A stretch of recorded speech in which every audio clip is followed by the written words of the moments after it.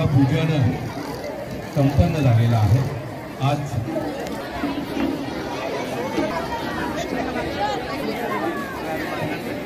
आपण जनांचा मंगल सोहळा साकार होतो। आज इथे शारदा विद्यालय पडगे स्वागत करीते सर्वांचे आदरणीय सन्माननीय प्रकाशजी पाटील साहेब। प्रकाशजी पाटील साहेब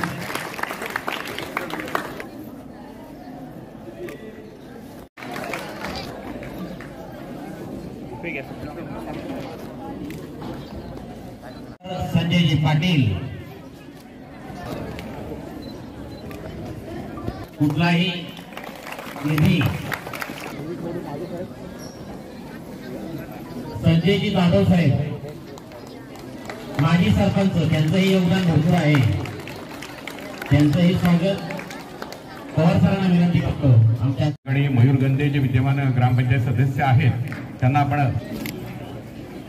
विकासाची गंगा या पडगी गावामध्ये उपमुख्याधिकाऱ्यांना विनंती करेल आपण करतोय आणि दाते म्हणून कम्प्युटर आपण उपलब्ध करून दे। तुमच्या कार्याची दखल घेत हा सन्मान दिला गेलेला आहे। आदरणीय सन्माननीय प्रकाशजी पाटील साहेब, सन्माननीय शैलेशजी गिरवी साहेब, डॉक्टर संजयजी पाटील मुख्याध्यापक यांना आपण सन्मान करणार आहोत। मला वाटतं शैलेश प्रजासत्ताक दिनाच्या निमित्तानं आपण सगळेजण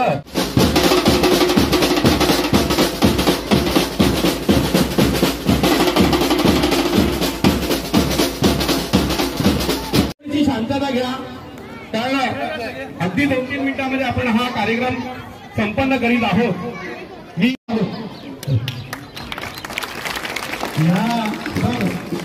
या विद्यार्थिनीचा ही उच्च शिक्षण घेत इथपर्यंत हिचा पूर्ण खर्च मी करेन।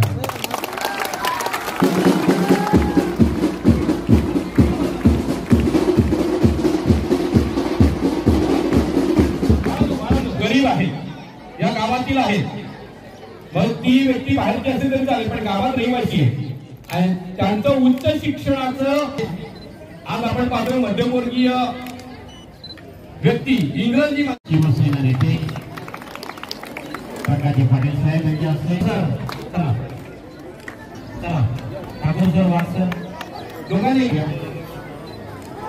विनंती करतो थोडं आपण मागे बघू। आता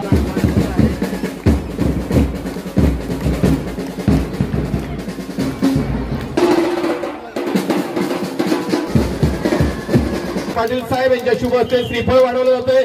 गणपती बाप्पा मंगलमूर्ती करतोय आपण श्रीफळ वाढवायचंय। शाळेच्या वतीनं या ठिकाणी आदरणीय प्रकाशजी पाटील साहेब यांचे जे बॉडीगार्ड आहेत खऱ्या अर्थानं पाहायला गेलं तर तुम्ही भारत माता के भारत माता के भारत माता के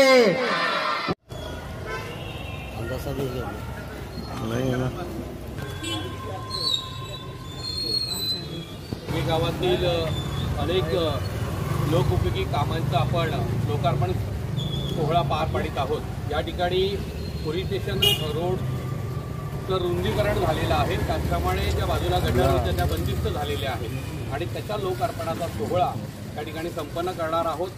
मी आदरणीय सन्माननीय शिवसेना नेते महाराष्ट्र राज्य प्रकाशजी पाटील साहेब यांना विनंती करेन, त्यांच्या सोबतीला ही सर्व मान्यवर मंडळी आहेत। रोणाजी जाधव साहेब असतील, गावचे प्रथम नागरिक सन्माननीय रणजित जोशी साहेब असतील, संजय जाधव, तपे पडगाव पोलीस स्टेशनचे विद्यमान अधिकारी आदरणीय कुंभारे साहेब। तर त्या सर्व मान्यवर मंडळी विनंती करतोय आपण आपल्या शुभ हस्ते नामफलकाचं अनावरण करणार आहोत। तर या ठिकाणी सकपाल साहेब सुद्धा उपस्थित आहेत, आपलं मनपूर्वक स्वागत। रोणाजी जाधव माजी उपसभापती यांनाही विनंती करतोय आपले हात लागणार आहे।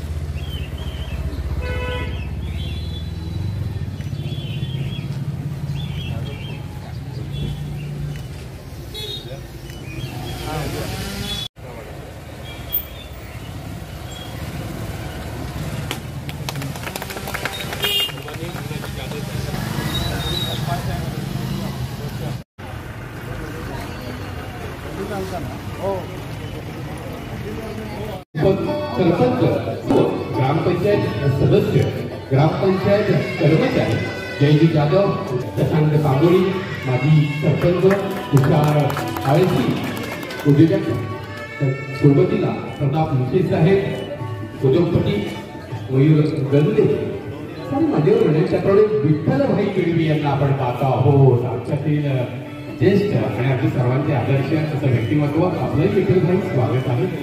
सन्माननीय महाराष्ट्र राज्य यांना आपण सन्मानित करणार, त्याचं स्वागत करणार आहात. स्वागताचा हा सोहळा संपन्न होतील असा क्षण आहे.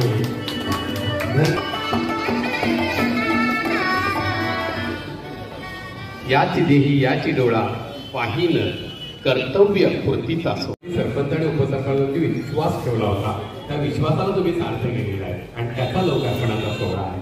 त्यानंतर शैलेशजी हे सरकारने मयूर गंदे यांना विनंती करतो आपल्या शुभ हस्ते नैना जाधव मॅडम या ठिकाणी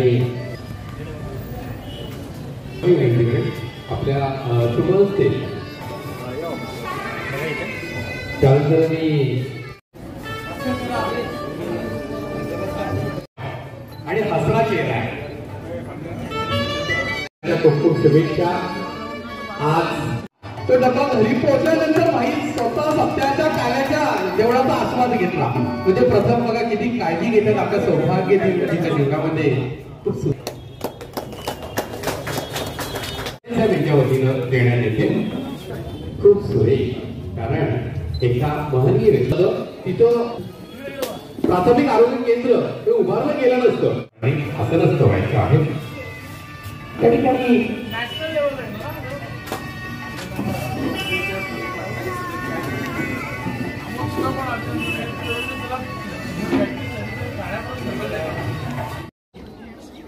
शारदा विद्यालयाच्या पेवर ब्लॉकच्या या उद्घाटनाच्या कार्यक्रमाच्या प्रसंगी उपस्थित असलेले ग्रामपंचायतचे सरपंच सन्माननीय रवींद्र विषय, सन्माननीय शैलेश भिडवी, सन्माननीय डॉक्टर, शिक्षक, मुख्याध्यापक आणि सर्व शिक्षक, सन्माननीय सर्व ग्रामपंचायतीचे माजी माजी सरपंच, सदस्य, पत्रकार, शाळेची पूर्ण टीम, सर्वच शिक्षक, शिक्षिका, स्टाफ, विद्यार्थी,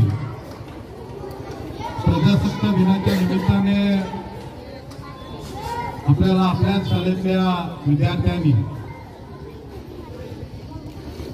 अतिशय सुंदर असं सादरीकरण केलं आणि देशाच्या प्रती वेगवेगळ्या प्रकारे ध्वज जे आहे, झेंडा जो आहे फडकवून तुम्हा आम्हाला सगळ्यांना या ठिकाणी देश स्वातंत्र्याच्या आणि देशाच्या प्रती आदर व्यक्त करण्यासाठी या ठिकाणी आपल्याला ते सर्व पाहण्याची संधी मिळाली आणि आपल्याला सर्वांना गर्व अभिमान वाटेल असं एकंदरीत त्यांनी सादरीकरण केलं. मी त्यांचं मनापासून या ठिकाणी अभिनंदन करतो, त्या शिक्षकांचे अभिनंदन करतो आणि आपल्याला आपल्या शाळेतल्या विद्यार्थिनींनी अहिल्याबाई होळकर खरं म्हणजे एवढं मोठं योगदान आहे. तिने ज्या ज्या देशातल्या तीर्थक्षेत्रांच्या ठिकाणी या सामाजिक वेगवेगळ्या ठिकाणी जे काय अहिल्याबाई होळकरनी ज्या वास्तू उभ्या केलेल्या आहेत ते आजही त्या ठिकाणी अजून 1000 वर्षे सुद्धा त्या मजबूत उभ्या राहतील एवढ्या चांगल्या दर्जाचं आणि चांगल्या क्वालिटीचं काम त्या काळामध्ये त्यांनी केलेलं आहे. परंतु ज्या मुलींनी आपल्या समोर तिच्या वाणीतनं, तिच्या विचारातनं तिने जे काय प्रजासत्ताक दिनाच्या निमित्तानं मांडलं हे लाखो लोकांना, उद्याना देशाचे पंतप्रधान आपल्या देशाचं राष्ट्रध्वज प्रजासत्ताक दिनाचा कार्यक्रम जिथे लाल किल्ल्यावर होतो त्या ठिकाणी जर तिचं हे भाषण आणि हे जर विचार तिने मांडला असतं तर कदाचित देशातलं अप्रतिम विचार हे तिथं त्या ठिकाणी ठरलं असतं. कारण तिच्या त्या बोलण्यामध्ये, तिच्या मांडण्यामध्ये, तिच्या वाणीमध्ये सत्यता आहे.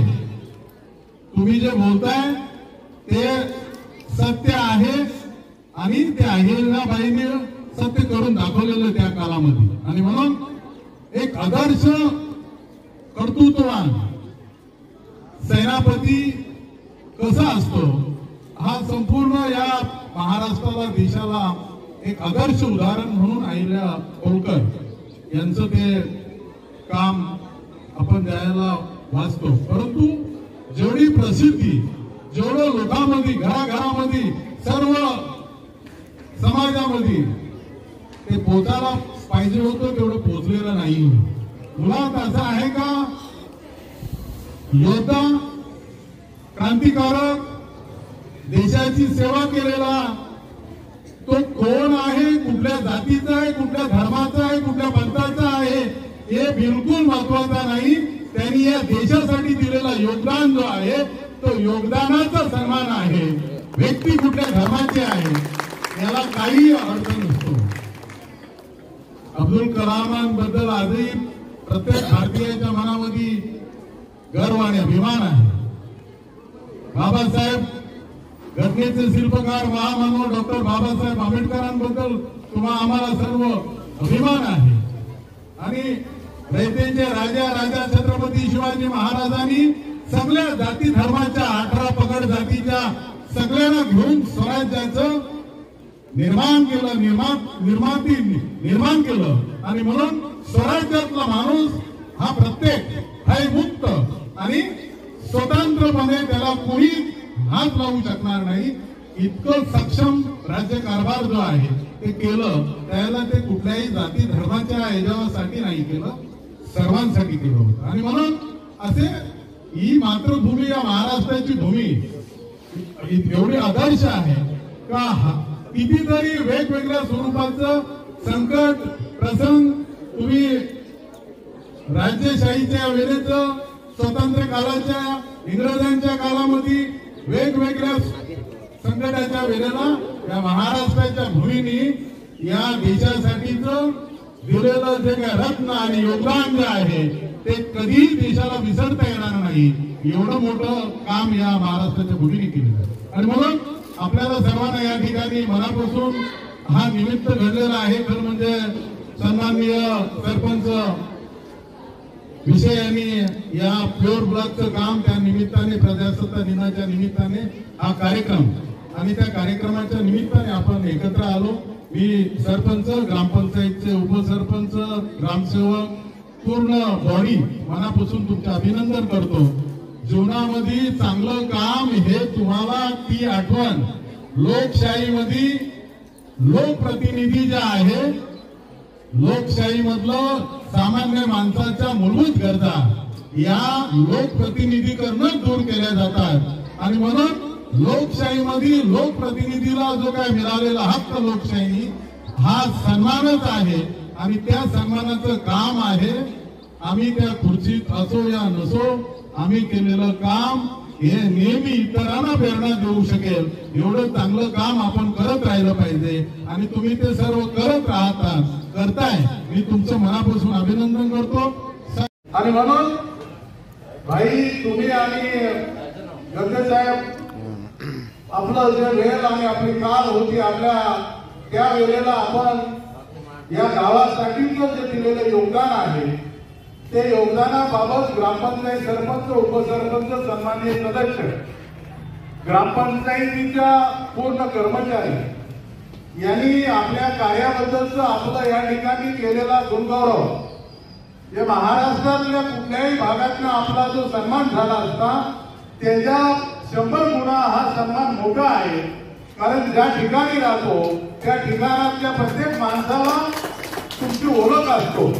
आणि तुमची ओळख असताना झालेला सन्मान आणि तुमची ओळख नसताना तुम्ही कोणाच्या तरी शिफारशीनुसार तिकडे गेल्यानंतर झालेला सन्मान याच्यामधला जमीन आसमानचा फरक. आणि म्हणून या ठिकाणचा आपला सन्मान हा उचित सन्मान आहे.